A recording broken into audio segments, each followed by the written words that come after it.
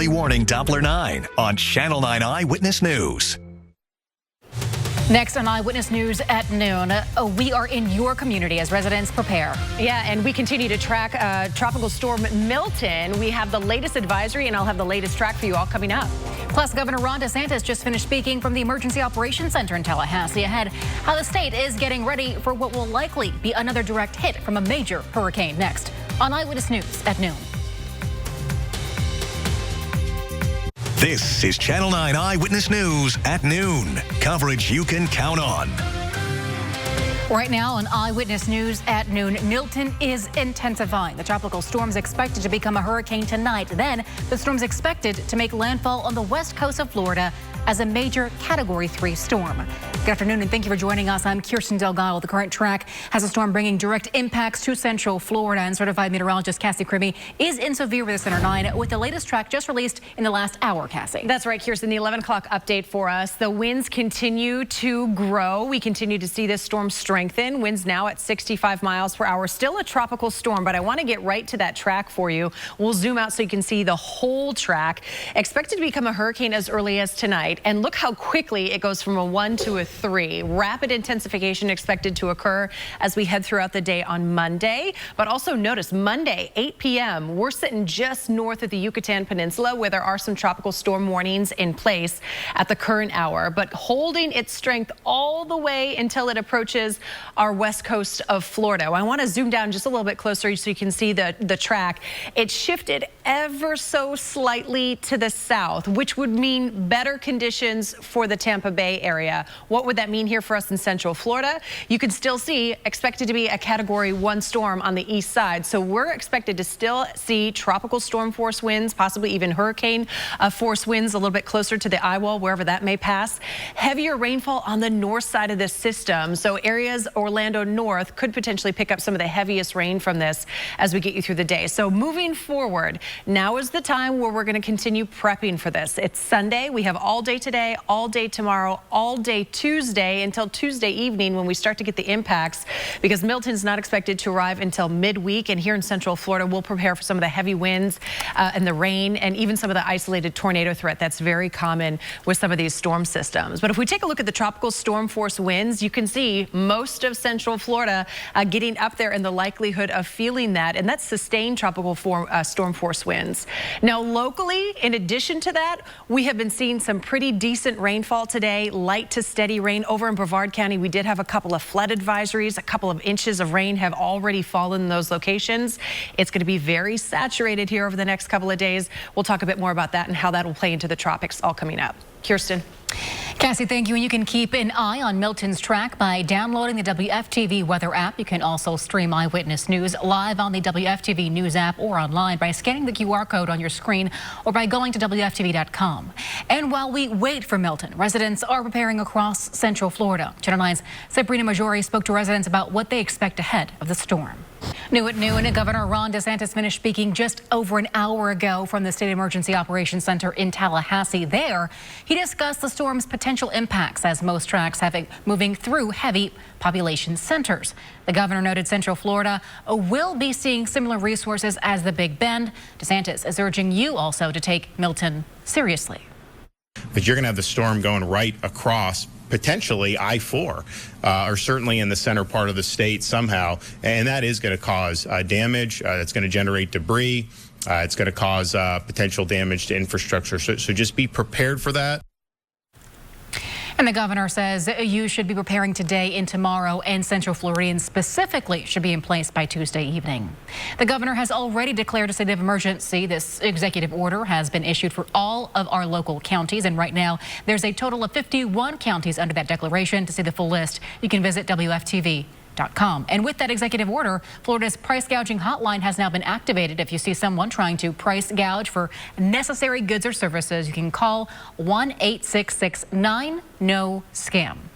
And as Florida braces for another major hurricane, an intense relief effort's also underway from Hurricane Helene. Ahead, how the federal government is stepping up for those who lost everything. Plus, we have just a little less than a month to go before it's Election Day. Coming up, how the candidates are spending their weekend taking care of you. And we continue to track not only local rain, the impacts that the tropics will have for us by the middle of the week, and some concerns that may bring fear for us in Central Florida.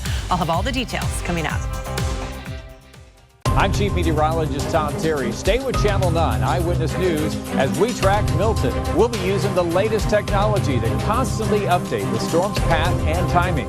Watch live on air and download the Channel 9 weather app. Big storms are what we do. We've been doing this for years and years. We are all here to keep you safe together. We want to meet you where you are, and that means on our apps. We're on top of it, and we'll be with you every step of the way. Because it's all about keeping you safe and informed. Watch Eyewitness News from any device with Eyewitness News Livestream. Sponsored by the law firm of Bogan, Munz & Munz. No gimmicks, just results. We have a little less than a month to go before Election Day, and former President Donald Trump was back in Butler, Pennsylvania yesterday holding a rally in the same place where he was nearly assassinated. During the rally, he asked for a moment of silence to honor Corey Campantor, the firefighter who was killed shielding his family from gunfire. Meantime, Vice President Kamala Harris is on the ground in North Carolina where relief efforts are underway. In Lake County, one sandbag location is already open today. You can pick up sandbags around the clock in downtown Tavares. They're available at the old fire station on Alfred Street. There is a limit, though, of 10 per household. Rosen Hotels and Resorts is activating its distress rate pricing ahead of Tropical Storm Milton. The initiative is set to increase accessibility for those who have to evacuate. Prices will be as low as $69 per night this week here in Orlando. They also note there will be no pet fees charged during this time. In Marion County, starting tonight, a ramp closure will begin on I-75. The ramp closure will be at the County Road 484 and State Road 200. There will be one side of that ramp closed. Crews will be out installing new traffic poles there. The closure is from 8 p.m. to 6 a.m. Still ahead, Florida's CFO is warning residents about the potential fire hazard of lithium-ion batteries and what they can really be a problem during storm surge. The warning he has for electric car owners in flood-prone areas. And we continue to monitor the tropics. Tropical Storm Milton. We've got the 11 o'clock update for you. We'll take you through the track, what that means for Florida and even Central Florida as we head into next week. It's really giving you the who, what, where, and why of what's happening in your own community. The latest breaking news, the latest weather. County by county, town by town, city by city. We get you ready, weather, traffic, news. We're here to make sure that you have one less thing to worry about when you head out the door. As Florida braces for another major hurricane, an intense relief effort is underway in the wake of Hurricane Helene, especially in western North Carolina and in Tennessee. ABC's Morgan Norwood reports. You know, it's really so tough. So many of our Florida communities here, especially in the Big Bend, still recovering from Helene, and now this storm is coming, and the cone of certainty really has all of Florida in it right now. Really, most of the peninsula is probably going to see at least some form of impacts. Kind of the direct impacts, obviously, is where we'll see the worst of it. But most of the West Coast, storm surge issues. And you have to remember, when Helene made landfall to the north, there was major storm surge in areas like Tampa, Fort Myers even. So a storm making more of a direct hit anywhere from Tampa to Fort Myers is going to have some big impacts along our West Coast. But we take you outside this afternoon locally. I do want to give you your forecast because we've got a lot of rain. We had some flood advisories over in Brevard County. We picked up 1.5 to 2.5 inches of rainfall already. There is a big shield of rain overhead that's going to continue for us as we go through the day today, tomorrow into Wednesday, and that's all before we actually start to even get impacts from the tropics. So because of this rain before the storm, we do have flood watches in place for almost all of Central Florida, extending down into South Florida. So rain chances leading up to the storm, 50 to 70% each and every day. Then you can see we'll start to get more of those tropical impacts as we get closer to the Wednesday time frame. So leading up to, look at our rain totals. This is going to stop later on at Tuesday night into overnight Wednesday. Many spots could already have 1 to 3 inches of rain, some spots even more. And the reason why I'm showing you this is because that's going to lead to very saturated ground, some of the shallow roots that we have in some of the trees in and around parts of Central Florida. We have to keep that in mind when we start start to get tropical storm force winds, possibly even hurricane force winds. So now through Tuesday, outside of the pockets of heavy rain, now we're going to be in wait mode. We're finalizing our hurricane preps over the next couple of days. We have the rest of today, the rest of Monday, and most of Tuesday. You're going to be where you want to be to ride out the storm by late Tuesday and into Wednesday, because Wednesday's when we'll be bracing for the impacts here for Florida. And for Central Florida, I think we'll have pockets of heavy rain. We'll have the winds, at least tropical storm force winds, and that possibility of tornadoes, which really comes with any tropical system. But we get down and we show you in the Gulf where we have Tropical Storm Milton, 65-mile-per-hour winds. You can see our in-house model really spinning this up as we get closer towards the Yucatan Peninsula, becoming a hurricane as early as tonight, a strong hurricane by Monday and into Tuesday. Now, this is 9 a.m. on Tuesday. Notice where it is. It's back towards the Yucatan. Here in Central Florida, things are going to be pretty calm for us all through the day Monday. Through most of the day on Tuesday, we'll start to get some of those impacts late Tuesday into Wednesday. So if we talk about the track, you can see that rapid intensification going from a Category 1 to a 3 very quickly, approaching Florida's west coast as a Category 3 storm. You can see this is Wednesday at 8 a.m. So we're talking midday Wednesday making a landfall. The track did shift a little bit further to the south, which would mean a better setup for Tampa Bay. But again, we're still kind of finalizing where we could see those direct impacts. There's going to be widespread impacts, though, when we talk about the rain shield, the wind field for the system as it passes overhead. So think late Tuesday, Wednesday, and into early Thursday for Tropical Storm Milton, soon to be Hurricane Milton impacts. Kirsten.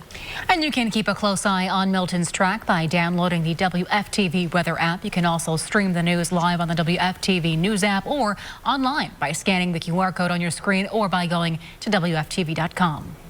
We've been following the best deals from local businesses. Here's today's local steals and deals. Florida's CFO is warning residents about the potential fire hazard that lithium-ion batteries can cause during the storm surge. We told you about this Tesla that caught fire inside of a garage during Hurricane Helene. This is in Sarasota. You can see how quickly the car goes up in flames. CFO Jimmy Petronas says the state fire marshal confirmed 16 fires were caused by lithium-ion batteries and were related to Helene. 6 of those were of electric vehicles. So if you have an EV, move it to an open-air location. Coming up, fans of Vanderbilt University carried a goalpost from the field after a historic win against Alabama. That fiery celebration coming up next. I'm Chief Meteorologist Tom Terry. Stay with Channel 9 Eyewitness News as we track Milton. We'll be using the latest technology to constantly update the storm's path and timing. Watch live on air and download the Channel 9 weather app. Tonight's primetime lineup on WFTV is brought to you by Publix. Passengers on a Frontier flight had to evacuate onto the runway. This happened yesterday in Las Vegas. A spokesperson said the plane was landing when smoke began to fill in the cabin and the pilots declared it an emergency. Airport officials say the plane then had a hard landing and its tires blew. Fire and rescue crews quickly responded to put that fire out, and now an investigation has been launched into the cause of that fire. Last night, fans of Vanderbilt University carried a goalpost from the field after a historic win against Alabama, 40-35. Take a look. It was wild. On Saturday night, students paraded around the school and the city with those goalposts. The students then marched several miles and tossed them into the Cumberland River. This was the first time Vanderbilt has beaten an Associated Press top-ranked team. This win also broke a 23-game winning streak by Alabama against Vanderbilt. Of course, as we're running out this noon half hour, we're watching the latest with Tropical Storm Milton. That's right. Still Tropical Storm Milton, expected to become a hurricane as early as tonight and then strengthen quickly over the next couple of days. But the rest of today, tomorrow, and really most of Tuesday until Tuesday night, things are going to be relatively quiet outside of some local scattered showers. Not necessarily feeling these impacts here in Central Florida until we get into the day on Wednesday. You could see potentially making a landfall midday Wednesday as a Category 3 storm. Again, the track shifted just ever so slightly to the south. So the next couple of days are going to be soggy as we kind of tie up some of our hurricane preps, making sure we've got all the supplies we need to as we get into our Wednesday.